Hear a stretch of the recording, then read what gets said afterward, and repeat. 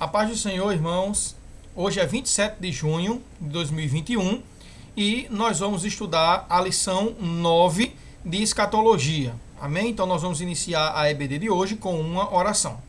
Senhor Jesus, nós entramos mais uma vez na Tua presença e queremos Te agradecer, meu Pai, pela oportunidade de estarmos estudando a Tua palavra.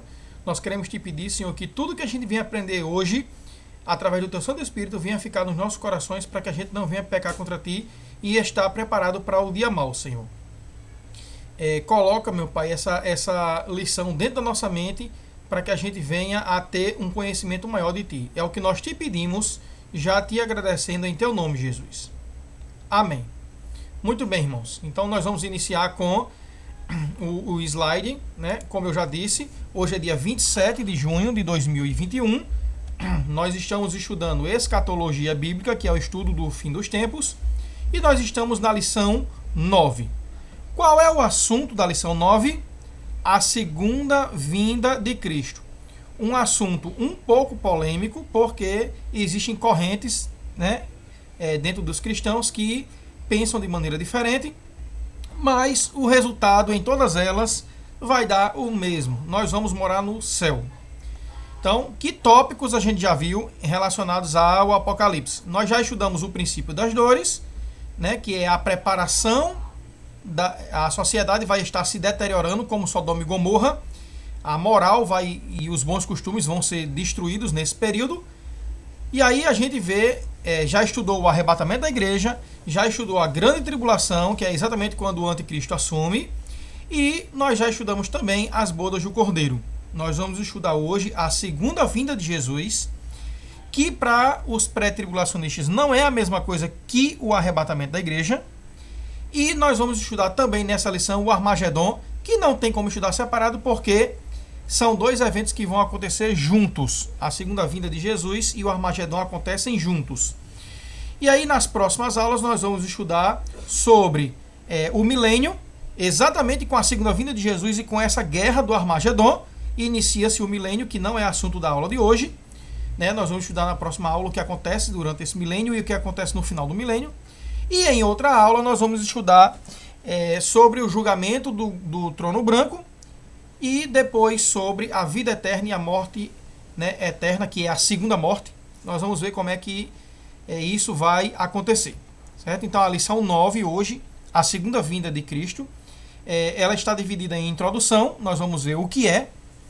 O tópico 1, qual é o propósito da segunda vinda de Jesus.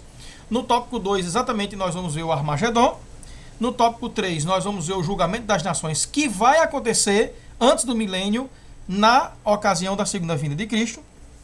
E nós vamos ver o que acontece na segunda vinda de Cristo com as bestas, tanto a besta que subiu da terra quanto a besta que subiu do mar. Quer dizer, o que vai acontecer com o anticristo, que vai estar governando, né, o planeta inteiro nesse período, e também o falso profeta, que é uma religião que vai apoiar o anticristo e vai exigir adoração para ele. E nós também vamos ver o que vai acontecer no tópico 5 com Satanás na segunda vinda de Cristo. E aí a gente conclui com a conclusão. Então nós vamos para a introdução, vamos ver o que é a segunda vinda de Cristo. E além de estudar o que é, nós precisamos também ver onde acontecerá a segunda vinda de Cristo e também como acontecerá. O que é, onde vai ser e como vai ser. Certo? Então nós vamos iniciar com esse número 1 aí, né? Essa questão número 1 aí da introdução. O que é a segunda vinda de Cristo? Apocalipse 1:7 descreve: Eis que vem com as nuvens e todo olho o verá, até os mesmos que o traspassaram, e todas as tribos da terra se lamentarão sobre ele, sim. Nós temos outro versículo que também explica exatamente essa mesma coisa, está em Mateus, capítulo 24, os versículos 29 e 30 diz: E logo depois da aflição daqueles dias, quer dizer, depois da grande tribulação, isso aí fica bem claro, todo crente concorda com isso, o sol escurecerá e a lua não dará a sua luz, e as estrelas cairão do céu, e as potências dos céus serão abaladas.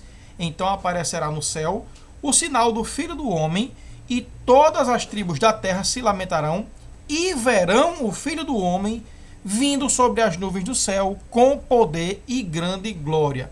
Por que eu coloquei essa parte de vermelho aí? E todas as tribos da terra se lamentarão e verão o Filho do Homem vindo sobre as nuvens do céu com poder e grande glória. Porque é exatamente nessa parte onde há a diferença de pensamento entre os pré-tribulacionistas e os pós-tribulacionistas.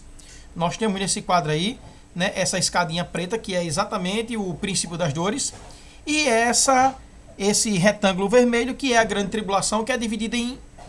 são 7 anos, né, dividido em 2 partes de 3 anos e meio.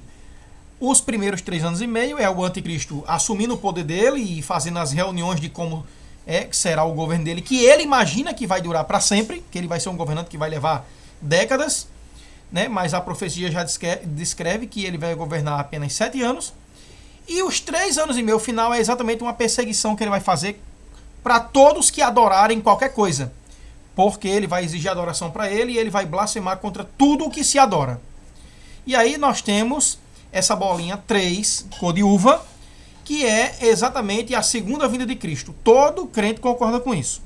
Sendo que o pós-tribulacionista, ele entende os textos bíblicos que a igreja passa por todo esse processo da ira de Deus, né, as taças da ira de Deus e as trombetas e os selos sendo derramados aqui na terra, a ira de Deus, e a igreja passa por isso. Então, essa bolinha 3, o pós-tribulacionista chama de a segunda vinda de Cristo, que é para ele a mesma coisa que o arrebatamento da igreja. A igreja passa pela grande tribulação e só vê Jesus no final da grande tribulação. Já o pré-tribulacionista, que é o que eu estou definindo aqui, acredita que a igreja sobe exatamente onde está essa bolinha verde, a número 1. Que a igreja ela é livre da grande tribulação, porque não precisa passar pela ira de Deus. Então, essa divisão de o arrebatamento da igreja acontece antes da grande tribulação e a segunda vinda de Cristo acontece no final da grande tribulação, os pós-tribulacionistas acreditam assim. Os pré-tribulacionistas, desculpa. E os pós-tribulacionistas acreditam que arrebatamento da igreja e a segunda vinda de Cristo é a mesma coisa e é um evento só que acontece após a grande tribulação. Então, para os pré-tribulacionistas, que é o que eu estou definindo aqui, essa é a sequência dos eventos escatológicos. Número 1 é exatamente o princípio de dores, a deteriorização da sociedade. Aí o arrebatamento da igreja acontece nessa bolinha 2, antes da grande tribulação. A qualquer momento, ninguém sabe o dia e a hora, nem os anjos do céu sabem, Jesus vem e leva a igreja para cumprir a promessa que ele fez em João capítulo 14. Não se turbe o vosso coração, credes em Deus, crede também em mim. Israel não crê em Jesus como sendo o Messias. Então essa promessa de eu vou preparar lugar e quando eu preparar virei outra vez e vos levarei para mim mesmo, é para quem crê nele, a igreja. Então como é que Israel sobe no arrebatamento se não crê no Messias, até hoje? Então essa bolinha 2 seria o arrebatamento da igreja para os que creem em Jesus. Aí começa a bolinha 3, que é exatamente a grande tribulação aqui na terra, e note que a bolinha 4 acontece exatamente no mesmo período. Por quê? Porque enquanto aqui na terra está acontecendo a grande tribulação, lá no céu está acontecendo as bodas do Cordeiro e o tribunal de Cristo. No caso, os pré-tribulacionistas acreditam que essa bolinha 5 é a segunda vinda de Jesus. Né? O arrebatamento aconteceu na bolinha 2 e a segunda vinda, Jesus vem e aparece no céu e todo olho o verá. Por isso que eu coloquei em destaque de vermelho o versículo. No arrebatamento da igreja, o mundo não vê Jesus. Jesus vem e leva a noiva. Né? Isso está escrito lá na parábola do príncipe e também das 10 virgens, quando diz que o noivo vem e leva a noiva. Então Jesus leva a igreja com o encontro nos ares. Já na segunda vinda, após os 7 anos da grande tribulação, Jesus vem e todo olho o vai ver. Né? Então, para nós, são 2 eventos diferentes. O arrebatamento acontece antes da grande tribulação e a segunda vinda de Jesus, com poder e grande glória, onde todo olho verá, acontece depois da grande tribulação. Agora que a gente viu o que é a segunda vinda de Jesus, que é a vida dele onde todo mundo vai o ver no céu, nós vamos ver agora onde será. E Zacarias 14:4 diz isso. E naquele dia estarão os seus pés sobre o Monte das Oliveiras, que está defronte de Jerusalém para o oriente. E o Monte das Oliveiras será fendido pelo meio para o Oriente e para o Ocidente, e haverá um vale muito grande. E metade do monte se apartará para o norte e a outra metade dele para o sul. Quer dizer, isso aí também mostra a diferença entre o arrebatamento da igreja e a segunda vinda, porque o arrebatamento da igreja, Jesus vem nos ares, toca a última trombeta e leva a igreja para as bodas do Cordeiro, que é isso que diz na parábola das 10 virgens. O noivo vem e leva a noiva. Já na segunda vinda, ele vem e pisa aqui no Monte das Oliveiras. Ele vem para ficar aqui na terra, exatamente para iniciar o milênio. Então ele vem e fica na terra pisando, ele desce no Monte das Oliveiras. O arrebatamento acontece em todo mundo e a segunda vinda ele vem e fica no Monte das Oliveiras, que é o local de chegada dele, em Israel. E agora que a gente viu onde acontecerá, nós vamos ver como acontecerá. Mateus 24, os versículos 27 e 31 diz isso. Porque assim como o relâmpago sai do Oriente e se mostra até o Ocidente, assim será também a vinda do Filho do Homem. E ele enviará os seus anjos com rijo, clamor de trombeta, os quais ajuntarão os seus escolhidos desde os 4 ventos, de uma a outra extremidade dos céus. Irmãos, aquele hino aquele corinho que nós cantamos, então se verá o Filho do Homem, porque assim como o relâmpago, não está falando do arrebatamento da igreja. Esse corinho fala da segunda vinda de Cristo para iniciar o milênio. E por que eu coloquei em destaque essa parte de vermelho? E ele enviará os seus anjos. Porque isso é outra diferença entre o arrebatamento da igreja e a segunda vinda de Jesus. 2 eventos que um acontece antes da grande tribulação e outro acontece após a grande tribulação. No arrebatamento da igreja, que acontece antes da grande tribulação, o próprio noivo leva a noiva. Jesus arrebata a igreja, fazendo aquela transformação, o corpo glorioso, onde os mortos ressuscitarão primeiro e os que ficarem vivos receberão o corpo glorioso a encontrar o Senhor nos ares. O noivo vem e leva a noiva. É o próprio Jesus que leva a igreja. Já na segunda vinda, não vai haver arrebatamento. Jesus vai aparecer nas nuvens, todo olho verá, e ele vai mandar os anjos recolherem exatamente os israelitas que se converteram. Nós temos aí uma imagem que está na internet, uma cidade, uma rua, com pessoas lá ao fundo, na calçada, 2 táxis aí de amarelo e uma menina no meio da rua correndo, levantando os braços, olhando para cima, e um anjo chegando para levá-la. Isso aí é exatamente a segunda vinda do Senhor, porque o noivo não vai estar mais arrebatando a noiva. Ele enviará os seus anjos, ele vai estar no céu, todo mundo vai estar vendo Jesus na segunda vinda dele, e os anjos é quem vem exatamente pegar essas virgens imprudentes que aceitaram Jesus, que reconheceram que o arrebatamento que aconteceu 7 anos antes era a profecia se cumprindo, a promessa de Jesus se cumprir na igreja, e aí eles vão se converter na grande tribulação, e aí os que ficarem vivos serão levados pelos anjos, e também a Israel convertida, o renovo de Davi, será levado pelos anjos. O noivo não vai arrebatar a noiva na segunda vinda, os anjos levarão.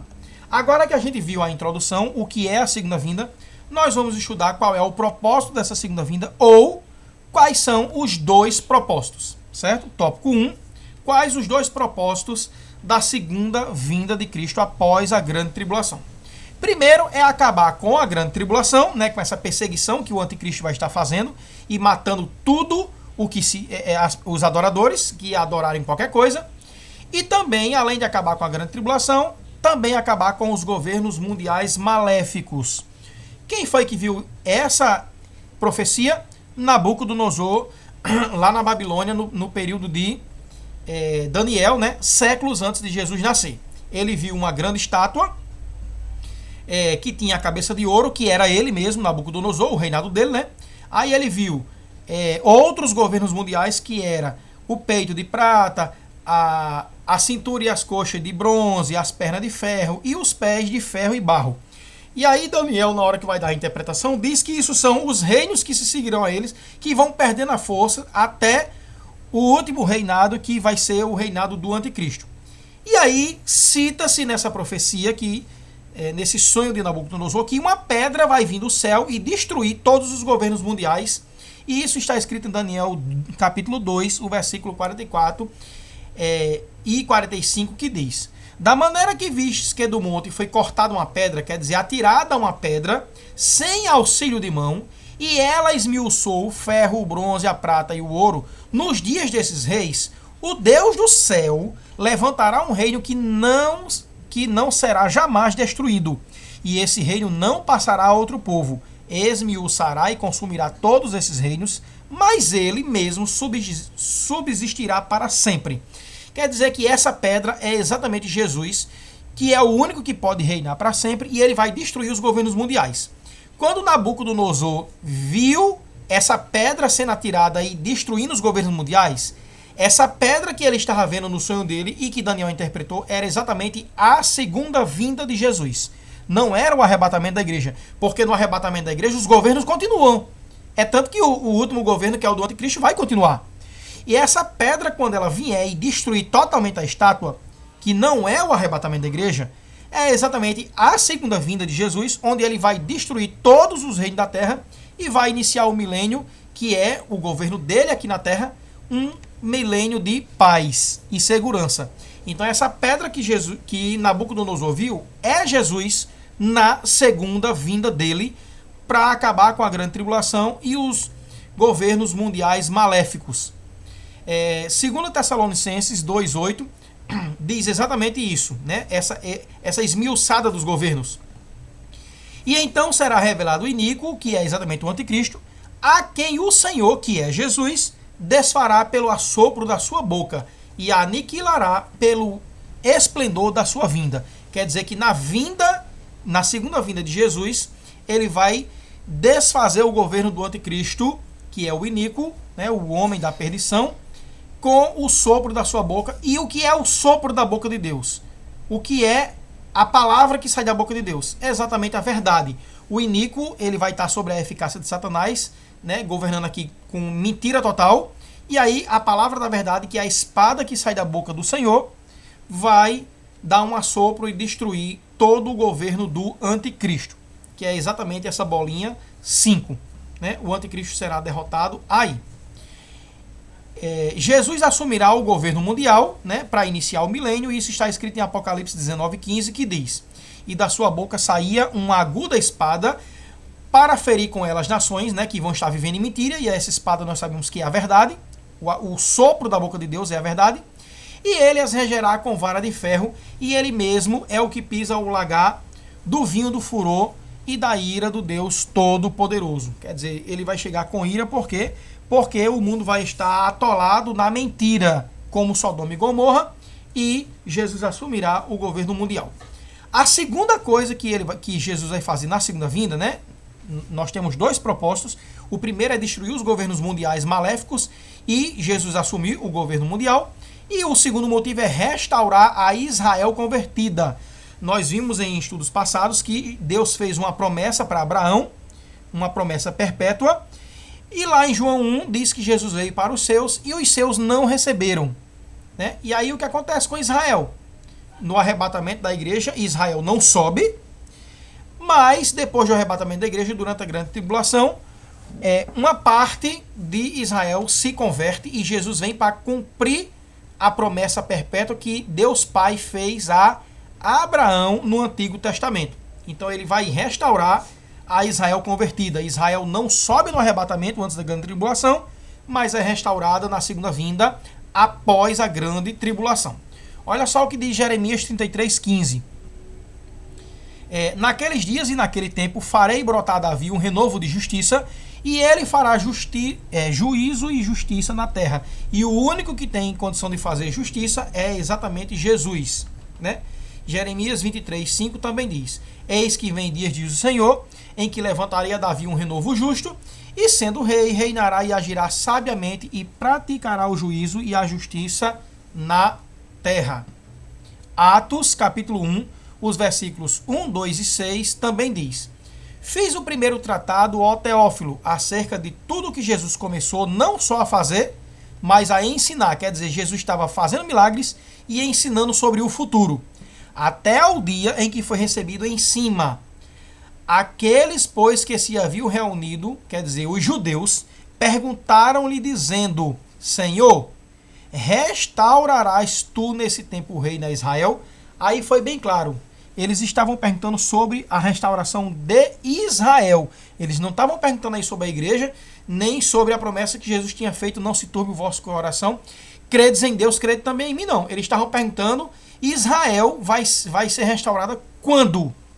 E aí vem a resposta em Atos, no capítulo 1, os versículos 7 e do 9 ao 11, que diz: E disse-lhes, Jesus falando, não vos pertence saber os tempos ou as estações que o Pai estabeleceu pelo seu próprio poder.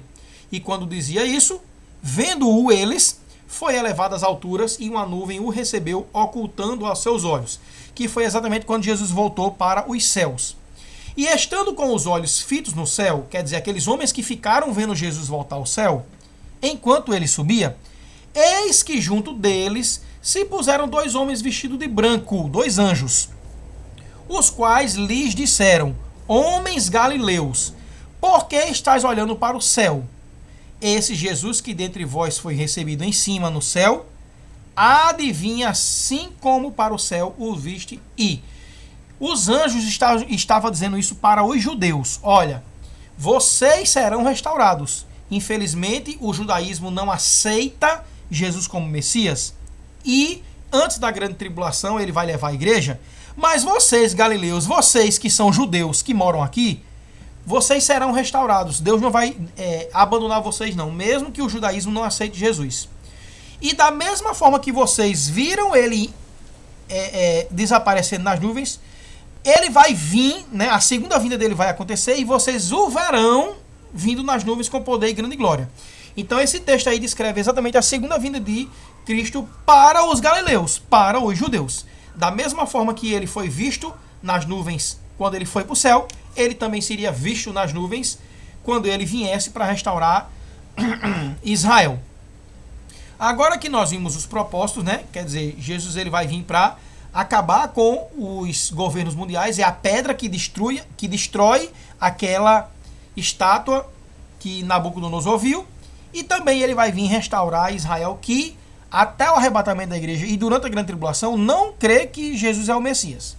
Agora nós vamos ver o que é no tópico 2, o Armagedon. Irmãos, durante a grande tribulação, o anticristo ele vai fazer algo que nenhum governante até hoje fez, nem Nabucodonosor, apesar dele ter tentado. O que é que o anticristo vai fazer? Fazer acordos em que ele vai pegar o poder total do planeta Terra. Né? Nós temos a internet hoje, a globalização, né, que une os países como nunca aconteceu antes. E aí, imagina aí que poder esse homem vai ter nas mãos de mandar no planeta Terra e destruir seus adversários, que é exatamente aqueles que adoram a Deus. Vai ser um poder muito grande, como nenhum homem nunca teve na Terra. Aí Jesus aparece no céu e diz: meu amigo, ou meu inimigo, eu vim aqui para tomar seu poder. Tu acha que o anticristo, você que está assistindo essa aula, vai dizer: sim, Senhor, está aqui, né, eu vou destruir agora, eu vou rasgar todos os acordos e todo o poder que eu tenho aqui no planeta Terra está entregue na tua mão, tu que está aqui, apareceu agora na minha frente? Que conversa é essa? O anticristo não vai querer dar não, irmãos, o poder dele para aquele homem que apareceu no céu, não. E aí o que é que vai acontecer? Vai acontecer uma guerra, onde Jesus vai vir com o sopro da boca dele e tomar à força o poder do anticristo que vai estar reinando sobre o planeta. Essa guerra onde Jesus vai vencer o governante do mundo, que é claro, não vai estar sendo chamado de anticristo, né? Vão dar um nome a ele e ao reinado dele, né? Como, por exemplo, estamos aqui na Europa, juntando exatamente os países que estão aqui com o novo governante da nova ordem mundial. É assim que ele vai ser chamado. Ele não vai ser chamado de o anticristo, filho de Satanás, não, certo? E aí, quando Jesus vier, vai tomar o poder da mão dele, e para isso vai haver uma guerra, e essa guerra é exatamente chamada de o Armagedon. É Deus vindo, e Jesus é esse Deus que vai vir para destruir o mal na sociedade humana. Certo? E isso é o Armagedon. Apocalipse 19, os versículos 11, 14 e 19 descreve isso. E vi o céu aberto, e eis um cavalo branco, e o que estava sentado sobre ele chama-se Fiel e Verdadeiro, e julga e peleja com justiça. E seguiam-no os exércitos no céu em cavalos brancos, e vestidos de linho fino, branco e puro. E vi a besta, que é o anticristo, e os reis da terra e os seus exércitos reunidos para fazerem guerra àquele que estava sentado sobre o cavalo branco e ao seu exército. Essa guerra, irmãos, é exatamente a guerra do Armagedon. É Jesus vindo e o anticristo se preparando com seus exércitos para guerrear contra ele, para não perder o poder dele. Tá certo? Então, nós estamos vendo aí no capítulo 19 que um cavalo branco vai vir, né? Nós vimos que no início do Apocalipse vem outro cavalo branco, né? Lá com os 4 cavaleiros, né? Um é a morte, um é a fome. E aí, o primeiro cavalo que vem é um branco com um arco na mão. Sai para fazer guerra e para vencer. Esse é o anticristo. Lá no capítulo 19, aparece outro cavalo branco e o que está sobre ele chama-se fiel e verdadeiro. E fiel e verdadeiro são qualidades de Jesus.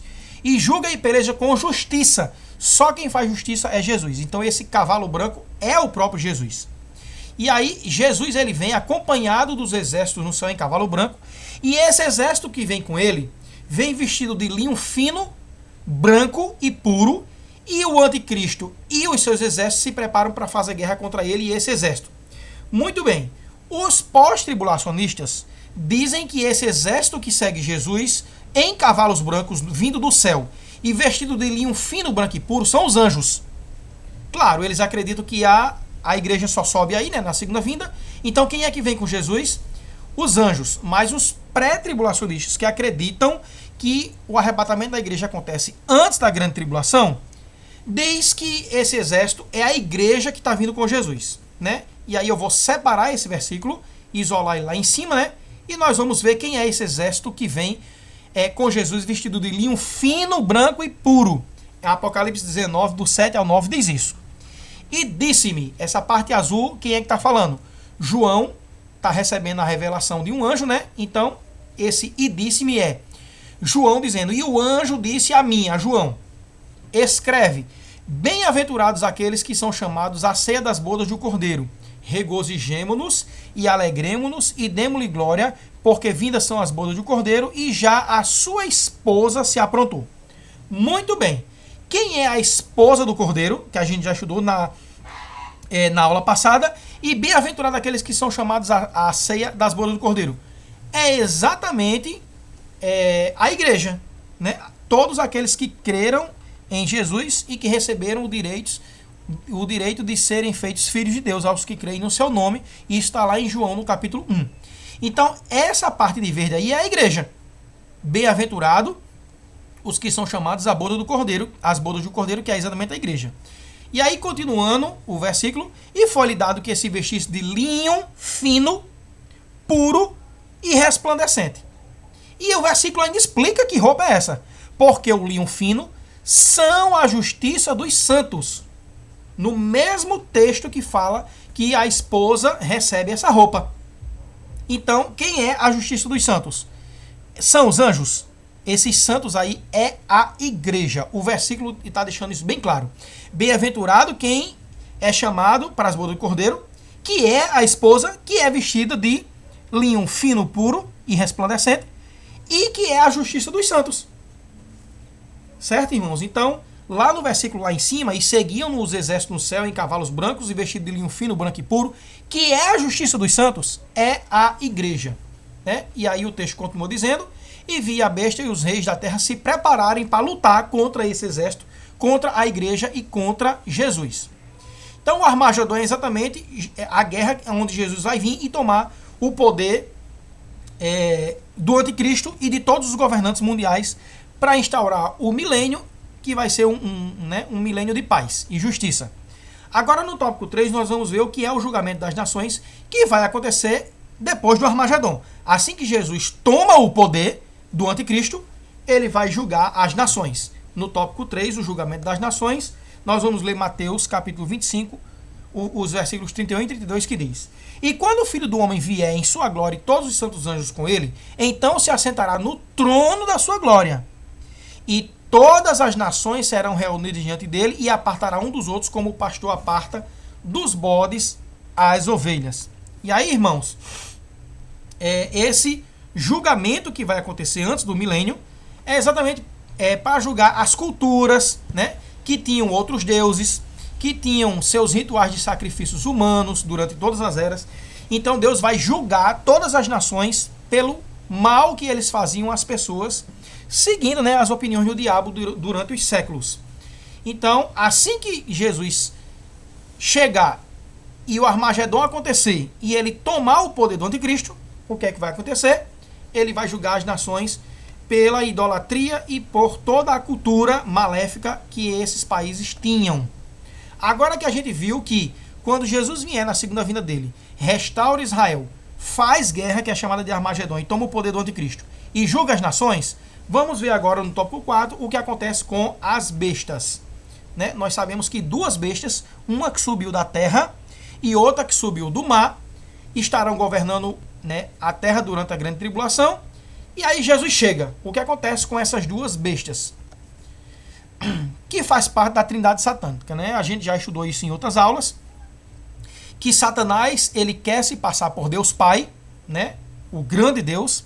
E aí o anticristo vai fazer o papel de Jesus. Ele vai se sentar no trono aqui na terra, assim como Jesus veio e vai vir outra vez. E ele vai querer ser adorado. Né? Nós adoramos a Jesus e ele vai exigir exatamente a adoração porque ele quer se passar pelo Messias, pelo Deus Filho. E aí o falso profeta vai ser uma religião, né, que vai ter lá um representante e que vai se ocupar apenas da adoração do anticristo. E quem é que leva os crentes a entenderem quem é Deus, quem convence o homem do pecado, da justiça e do juízo e leva o homem a adorar Jesus? O Espírito Santo. Então o falso profeta ele vai estar fazendo o papel do Espírito Santo, sendo que é o contrário. Então Satanás, Deus Pai, o anticristo fazendo o papel de Deus Filho e o falso profeta fazendo o papel do Espírito Santo, né, porque eles têm inveja de Deus. Satanás não vai aparecer, mas o anticristo e o falso profeta vão, que são as duas bestas. E aí, Apocalipse 19, os versículos 19 e 20 explicam o que vai acontecer com essas duas bestas. E vi a besta, que é o anticristo, e os reis da terra e os seus exércitos reunidos para fazerem guerra àquele que estava assentado sobre o cavalo e ao seu exército. E a besta foi presa, e com ela o falso profeta. Quer dizer, tá aí as duas bestas serão presas, que diante dela fizeram os sinais, com que enganou os que receberam o sinal da besta e adoraram a sua imagem. Estes, quer dizer, as duas bestas, estes dois, foram lançados vivos no lago de fogo que arde com enxofre. Então nós temos aí uma imagem, né? Não vai acontecer exatamente da maneira como a gente está vendo aí, mas é uma ilustração para mostrar aqui. Na segunda vinda de Cristo, ele vai derrotar o anticristo, ele vai derrotar aquela, né, o falso profeta que vai estar regendo uma grande religião, enganando todo mundo e fazendo com que as pessoas adorem ao anticristo. E aí esses dois serão derrotados e serão os primeiros moradores do lago de fogo e enxofre, que é a segunda morte. Então o governo mundial acaba aí, a falsa adoração acaba aí. Os dois são atirados vivos, né? O governante mundial e a falsa adoração mundial são atirados vivos no lago de fogo e enxofre. Vai mais alguém morar aí dentro desse lago de fogo e enxofre pela eternidade? Vai, e a gente vai ver isso nas próximas aulas. Mas pelo menos durante todo o milênio que Jesus estiver aqui, governando aqui na Terra, só quem vai estar dentro do lago de fogo e enxofre, que é a segunda morte, é exatamente as duas bestas, o anticristo e o falso profeta. E aí, o que acontece com Satanás? Ele vai ser também derrotado para sempre e jogado no lago de fogo e enxofre na segunda vinda de Jesus? Não, ele não vai ser derrotado totalmente na segunda vinda de Jesus. Então, no tópico 5 nós vamos ver o que acontecerá a Satanás na segunda vinda. As duas bestas são atiradas vivas no lago de fogo e enxofre. Mas com Satanás acontece o quê? Nós temos aí a segunda vinda de Jesus, que é exatamente esse tópico 5, e esse tópico 6, que está sendo representado por algemas, é exatamente o que acontece a Satanás. Né? A prisão de Satanás é exatamente esse tópico 6. Apocalipse 20, do 1 ao 3 diz: E vi descer do céu um anjo que tinha a chave do abismo e uma grande cadeia na sua mão. Ele prendeu o dragão, a antiga serpente, que é o diabo e Satanás, e amarrou-o por 1000 anos, e lançou-o no abismo, e ali o encerrou, e pôs selo sobre ele, para que não mais engane as nações, até que os 1000 anos se acabem. Irmãos, na segunda vinda de Jesus, logo após a grande tribulação, ele vence o anticristo e o falso profeta e joga os dois no lago de fogo e enxofre. Já Satanás é amarrado por um anjo, jogado dentro do abismo, e esse abismo é trancado e selado, e depois de 1000 anos ele é solto ainda para uma outra guerra que vai acontecer após o milênio, que nós estudaremos sobre essa outra guerra que não é mais o Armagedon, né, nas próximas aulas. O que acontece a Satanás é preso e amarrado por 1000 anos dentro do abismo, certo? Essa imagem está ilustrando isso, o anjo vindo com a chave do abismo, né, abrindo o abismo e amarrando Satanás lá dentro desse abismo. A pergunta é, que abismo é esse? Nós, seres humanos, se a gente pudesse criar um foguete, a gente tinha como viajar para esse lugar e ver esse abismo? Será que é o buraco negro que os cientistas tanto falam que existe? Não, irmãos, porque o buraco negro está na nossa dimensão de ser humano. E esse abismo pertence ao mundo espiritual. Então vamos ver que abismo é esse onde Satanás vai ser jogado lá por durante 1000 anos e não vai conseguir sair desse local. Em Lucas, no capítulo 16, do 19 e em diante, nós temos a explicação do que é esse abismo, né? Nós temos aí a parábola do rico e de Lázaro, dizendo que um rico vivia dissolutamente, sem querer saber de Deus, né? Curtindo os prazeres da terra, enquanto que Lázaro é um pobre que adorava a Deus, não tinha nem o que comer, e os cachorros vinham e lambiam as feridas dele. E aí os dois morrem, e aí esse pobre que não tinha nem o que comer, mas que adorava a Deus, vai para o seio de Abraão, e o rico é lançado no inferno, que ainda não é o lago de fogo e enxofre, né? E aí ele lá em chamas, em tormenta, ele pede a Abraão que permita com que Lázaro, o pobre, que está lá, pegue uma gotinha de água e refresque a língua dele, porque o sofrimento está grande. E aí o texto diz, nos versículos 22 a 24 de Lucas 16, diz: E morreu também um rico e foi sepultado, e no inferno ergueu os olhos, estando em tormentos, e viu ao longe Abraão e Lázaro no seu seio. E clamando disse: Pai Abraão, tem misericórdia de mim e manda Lázaro que molhe na água a ponta do seu dedo e me refresque a língua, porque estou atormentado nessas chamas. Ele queria que Lázaro fizesse uma viagem lá do seio de Abraão para o inferno, só para refrescar a língua dele, para ele ter um segundo de alívio, porque o tormento não parava. E aí qual foi a resposta que ele recebeu? Nos versículos 25 e 26. Disse, porém, Abraão: Filho, lembra-te de que recebeste os teus bens em tua vida, e Lázaro somente males, e agora este é consolado e tu atormentado. E além disso, olha só a explicação de vermelho agora do que é o abismo espiritual. E está posto um grande abismo entre nós e vós, de sorte que os que quisessem passar daqui para vós não poderiam, nem tampouco os que estão aí no inferno, né, podem passar para cá. E aí esse abismo espiritual é explicado por Abraão a o rico que estava lá no inferno. O inferno é um mundo espiritual para quem não crê em Deus. O seio de Abraão, né, um lugar espiritual para quem crê em Deus, um paraíso.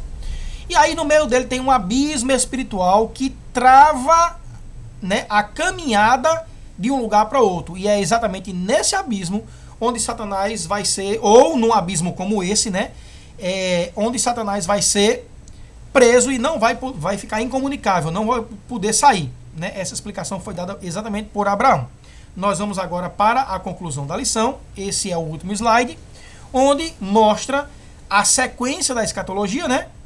A bolinha 1, o princípio de dores. A bolinha 2, o arrebatamento da igreja. A bolinha 3, a grande tribulação, o anticristo assume. A bolinha 4 é exatamente no mesmo período lá no céu, o tribunal de Cristo e as bodas do Cordeiro.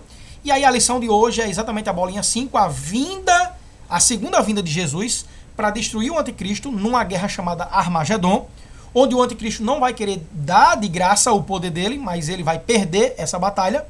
E aí nessa segunda vinda, Jesus derrota o anticristo, derrota o falso profeta, joga os dois vivos no lago de fogo e enxofre, que é a segunda morte, assume o poder aqui da terra e julga as nações. E aí, durante esse julgamento das nações, um anjo vem com a cadeia do abismo, amarra Satanás e prende Satanás. Amém? Essa foi a lição de hoje. Eu espero que os irmãos tenham entendido tudo e que o Senhor abençoe a todos. Na aula de domingo que vem, nós vamos estudar exatamente a continuação de onde a gente parou hoje, que é exatamente o milênio. Que Deus abençoe a todos.